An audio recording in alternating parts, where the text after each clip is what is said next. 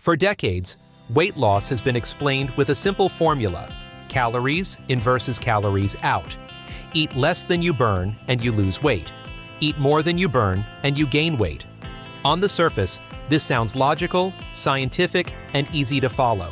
Yet if it were truly that simple, obesity would not be rising globally. Diet industries would not be worth billions, and millions of people would not be stuck in cycles of losing and regaining weight. The truth is that calories in versus calories out is real, but it is not the full story. And misunderstanding it is one of the biggest reasons people fail at long-term weight loss. Calories are a unit of energy. When we eat food, we consume energy. When we move, breathe, think, digest, and stay alive, we expend energy. If we consistently take in more energy than we use, the excess is stored, mostly as fat. If we consistently use more energy than we consume, the body must make up the difference by tapping into stored energy, again, mostly fat. This principle is rooted in the laws of thermodynamics, and it cannot be ignored or bypassed. There is no diet, supplement, or metabolism hack that magically breaks this rule. However, what most people get wrong is assuming that calories in and calories out are fixed numbers they can easily control. They are not. Both sides of the equation are dynamic, adaptive, and heavily influenced by biology, hormones, psychology, environment, sleep, stress, and food quality. Weight loss does not happen in a straight line, and the body does not behave like a simple calculator. When people say, "Just eat less and move more," they ignore how the body fights back when energy intake drops. The human body evolved to survive famine, not to look lean for social media. When calories decrease, the body adapts by increasing hunger signals, decreasing energy expenditure, and making you more efficient at storing fat. This is not a flaw, it is survival. Let's start with calories in. Calories in refers to the total energy consumed from food and drink, but not all calories affect the body in the same way. A calorie from protein behaves very differently than a calorie from sugar.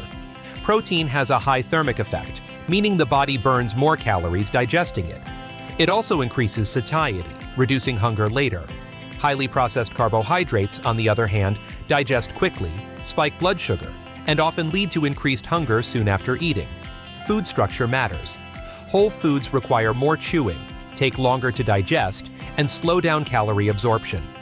Ultra-processed foods are engineered to be eaten quickly, digested easily, and overeaten effortlessly. 2 meals with the same calorie count can produce completely different hunger responses, hormone reactions, and long-term outcomes. Liquid calories are another hidden problem. Sugary drinks, juices, specialty coffees, and alcohol deliver large amounts of energy without triggering fullness. The brain does not register liquid calories the same way it does solid food, making it easy to consume hundreds or even thousands of calories without feeling satisfied. Portion sizes have also quietly exploded over the past decades. What used to be considered a normal serving is now labeled as small. People often underestimate their intake, not because they are dishonest, but because human perception of food quantity is unreliable. Studies consistently show that people misjudge calories, sometimes by hundreds per day, especially when eating out or consuming packaged foods. Now let's look at calories out. Calories out is not just exercise. In fact, structured exercise often accounts for a surprisingly small portion of total daily energy expenditure. The largest chunk comes from basal metabolic rate, the energy required to keep you alive at rest. This includes breathing, circulation, organ function, and basic cellular activity. For most people, this makes up 60 to 70% of daily calorie burn. Next comes non-exercise activity thermogenesis, or NEAT. This includes all movement that isn't formal exercise: walking, fidgeting, standing, cleaning, typing, pacing, and even posture. NEAT varies dramatically between individuals and can change unconsciously when calories drop. When dieting, people often move less without realizing it. They sit more, fidget less, and conserve energy. This can erase a large portion of the calorie deficit they think they've created. Exercise is important for health, muscle preservation, and long-term weight maintenance, but it is not the calorie-burning machine many believe it to be. A hard workout might burn 300 to 500 calories, which can easily be undone by a single snack. Worse, exercise often increases appetite, especially if recovery, sleep, and nutrition are not managed properly. Then there is adaptive thermogenesis. This is the body's ability to reduce energy expenditure when calories are restricted. As you lose weight, your body requires fewer calories simply because you are smaller. But beyond that, metabolism can slow more than expected. Hormones like leptin, ghrelin, thyroid hormones, and cortisol shift in ways that promote hunger and energy conservation. Leptin, often called the satiety hormone, decreases as body fat drops. Lower leptin signals the brain that energy stores are threatened, increasing hunger and decreasing metabolism. Ghrelin, the hunger hormone, increases during weight loss, making food more appealing and cravings stronger. This is why dieting often feels harder over time, not easier. Insulin plays a major role as well. Insulin regulates how energy is stored and released. Diets high in refined carbohydrates can keep insulin elevated, making fat release more difficult for some individuals. This does not mean insulin breaks calories in versus calories out, but it does influence how easy or hard it feels to maintain a deficit. Stress adds another layer. Chronic stress elevates cortisol, which can increase appetite, promote fat storage, especially around the abdomen, and disrupt sleep. Poor sleep further worsens hunger hormones, reducing leptin and increasing ghrelin. Even one night of bad sleep can increase calorie intake the next day without conscious awareness. Genetics also matter. Some people are naturally more resistant to weight gain, while others are more prone to storing fat. Genetic differences affect appetite regulation, fat distribution, insulin sensitivity, and metabolic adaptation. This does not mean weight loss is impossible, but it does mean it is not equally easy for everyone. Now let's address a major misconception: starvation mode. Many people fear that eating too little will shut down their metabolism and stop fat loss entirely. True starvation mode, where fat loss stops despite extreme calorie restriction, is rare and usually occurs only in severe, prolonged famine conditions. However, metabolic adaptation is real.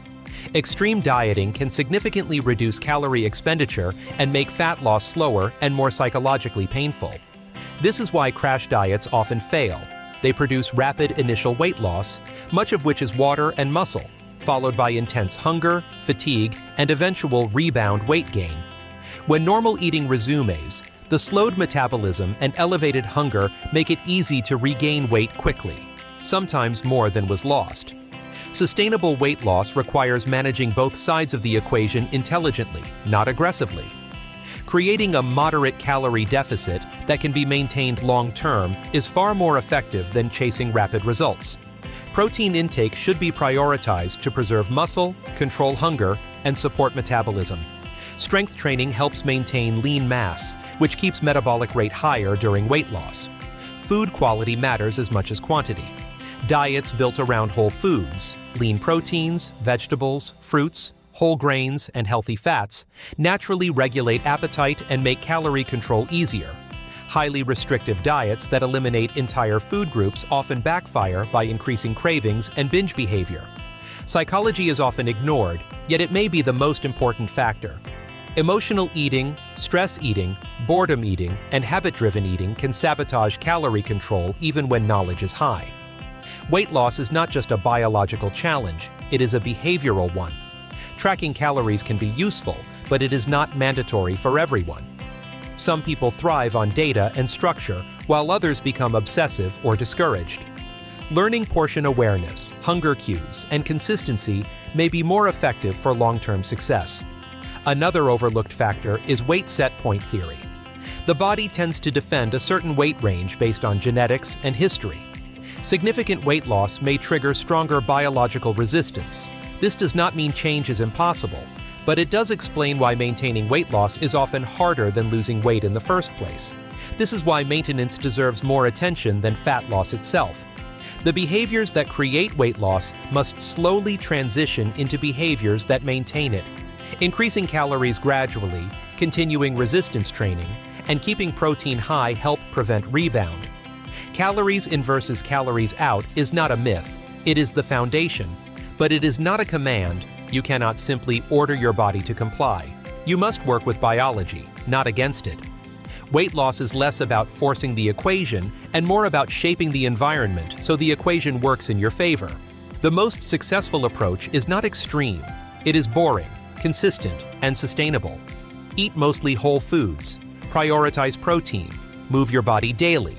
Lift weights. Sleep well. Manage stress. Create a small, repeatable calorie deficit. Accept that progress is slow and non-linear. When people stop searching for loopholes and start respecting how the body actually works, weight loss becomes less confusing and less frustrating. There is no secret, only understanding, patience, and consistency. Weight loss is not about punishment. It is about alignment. When your habits align with how the human body is designed to function, calories in versus calories out stops being a battle and becomes a byproduct of a healthier life. And that is how weight loss really works. If this video changed the way you think about weight loss, even a little, do me a favor and hit the like button. It tells the algorithm this content actually matters, and it helps this channel reach people who are struggling with the same questions you once had. Subscribe if you want more science-based, no-nonsense breakdowns of health, fitness, and real life, without the hype, without the fake promises. And share this with someone who's stuck blaming themselves for not trying hard enough, because weight loss isn't about willpower. It's about understanding how the body actually works. Thanks for watching, and I'll see you in the next one.